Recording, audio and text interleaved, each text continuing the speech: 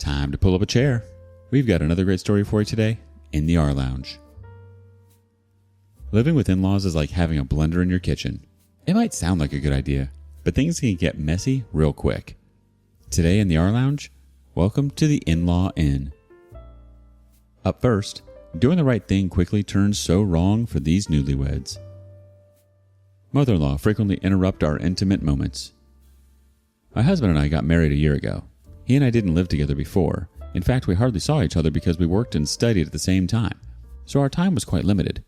We got married and went to live together in his apartment. Unfortunately, 2 months after our wedding, his father died in an accident. My mother-in-law and my husband, who was an only child, were devastated as it was quite sudden. My mother-in-law, left alone, began to suggest to my husband that we moved with her to her house to keep her company. But because she is from another state, we couldn't due to our jobs in college. Then, she came to us. Our apartment is 2 rooms, so my mother-in-law occupied one and my husband and I occupied another. I mean, my mother-in-law never liked me. She's one of the mothers who think that no woman is good enough for her son. As a couple who are still in the honeymoon stage, we had sex very frequently. Every day, even up to twice a day. This changed when my mother-in-law arrived, since the apartment is small, so I didn't feel comfortable doing it with her living there. The thing is that when I did have sex with my husband, my mother-in-law magically interrupted us. It didn't matter what time it was. Even if it was 3 a.m., she casually got up and knocked on our door asking, "What are you doing?" Or telling my husband that she feels bad because her head hurts or things like that. This has been going on since my mother-in-law moved in with us. It's been a stressful 7 months. Besides, I have no privacy of any kind. She criticizes everything I do, especially my food. My husband tries to give me my place, saying things like, "It's not true, Mom. The food tastes good." What really annoyed me was the fact that she started saying that several things of value and money were lost in her room casually the day I stayed at home. I had the day off from work and study in the afternoons. I really got fed up. I told my husband that this really wasn't what I expected. I agreed to let her move in with us because my father-in-law passed away and I was really trying to be empathetic to her and her pain, but I'm not going to let her call me a thief. Now I'm at my parents' house. My husband keeps calling me and sending me messages to come back, but I don't know what to do anymore. This is really stressful. Let's see what the reaction is from the community. What are you doing? I'm having sex with my husband. Come back later or leave. Casual accusations of thievery. That one in particular carries latent repercussions if other people hear it. That's a bell that can't be unrung. Then crap talking the food? Yeah, you did the right thing. That living arrangement is a nightmare. This is how people end up with anxiety, depression, or divorce. Usually all 3. Someone else chimes in. Does he really expect you to tolerate this until she dies? If so, don't go back. It's soul destroying.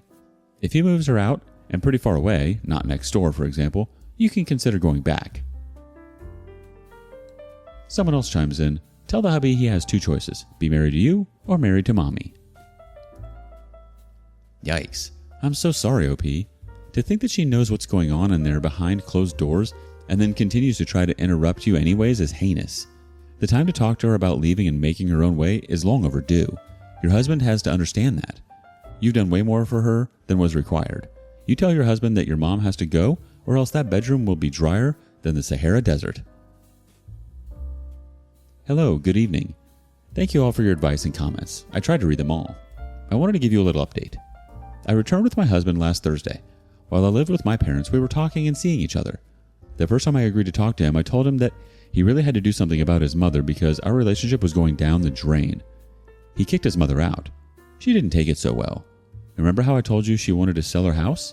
Well, she actually did. She put her house up for sale.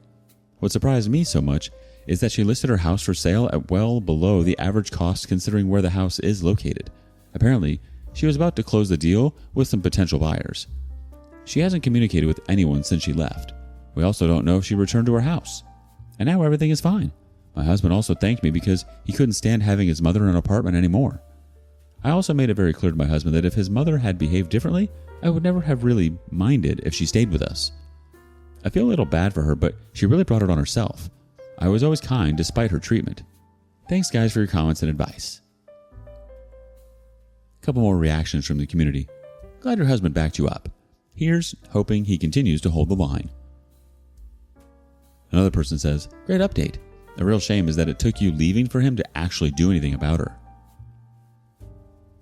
It sucks that as bad as he wanted her to leave, he never said anything to her and allowed his wife to leave and stay somewhere else. He should have stepped up and said something sooner. Thoughts? Next up, a mother-in-law tests her limits. Future mother-in-law keeps making jokes about wanting to move with us. My fiancé, from India, and I, Middle East, met and live in Canada. He's been here for the last 12 years. All his family is back in India. We already set boundaries about parents not living with us. My parents are okay with it, and we're very understanding as long as we see each other once a year. Visit for like 3 to 4 weeks, which is great for me. I know they might be a bit sad since all of my siblings left in our country of origin as well, the Middle East. I recently went to India for the first time to meet his family before the wedding. On the first day, his mom started to tell me that she doesn't like India and she never felt like she belongs there. Mind you, all her family is here. Husband, brothers, sisters, daughters. Only her son is in Canada. They have 2 live-in helpers and 2 chauffeurs. They're well off and they can travel whenever they want, so it's not a money issue. She kept making jokes about how she doesn't mind not having servants and she would enjoy living in Canada with us. On our first conversation. And that she would like us to sponsor her apply for her permanent residency. I brushed it off and changed the subject. Then I told my fiancé right away what she's saying. He said that he already made it clear with her and that will never change. He said to ignore her and just leave the convo if it started again. The thing is, they don't have a great relationship, so why would she even want to move in with her son? We had like 3 conversations like that in the first 2 days already. She would wait for me to be alone and tell me about it. I wanted to like her.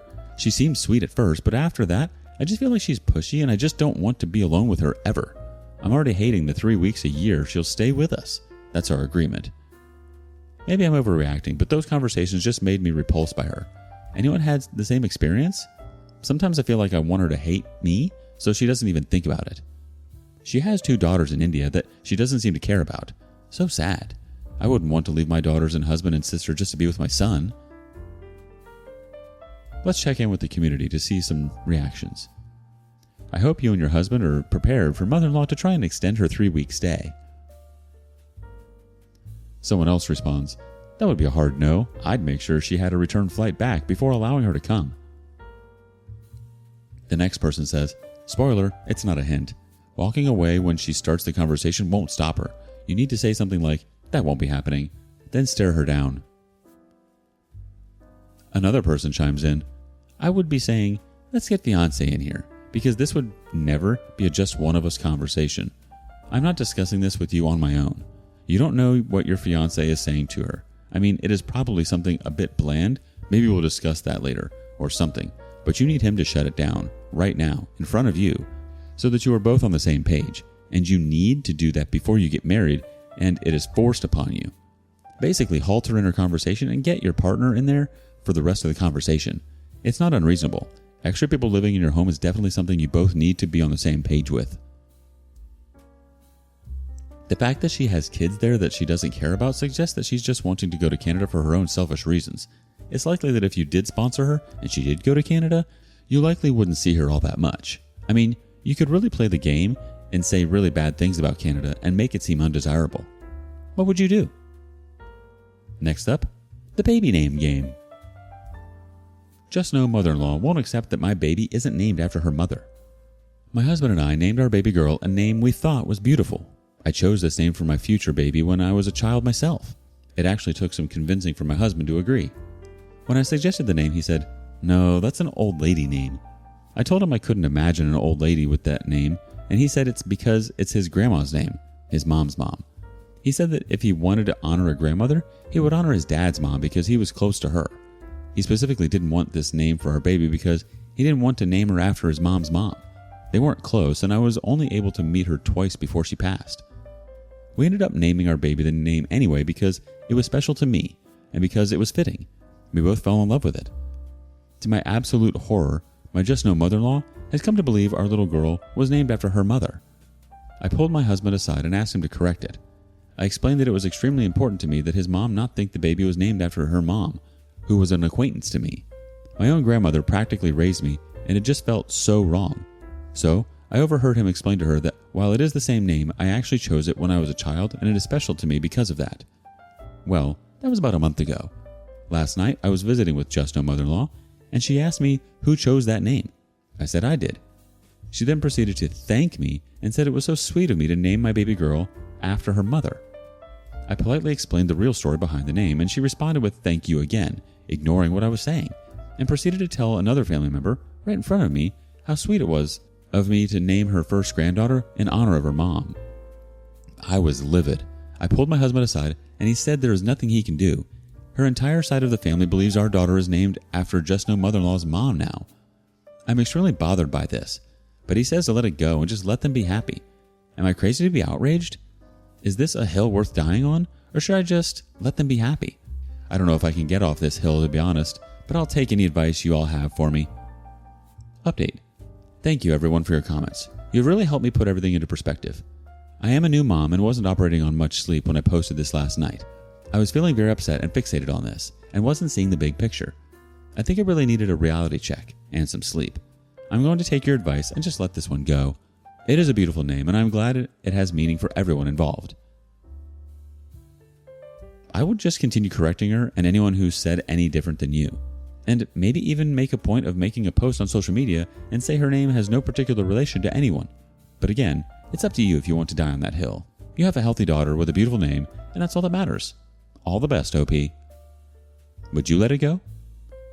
And thank you for following along today. Before you go, be sure to like and subscribe and hit that notification bell. If you have something you want to share regarding today's content, we want to hear it. Until next time, on our lounge.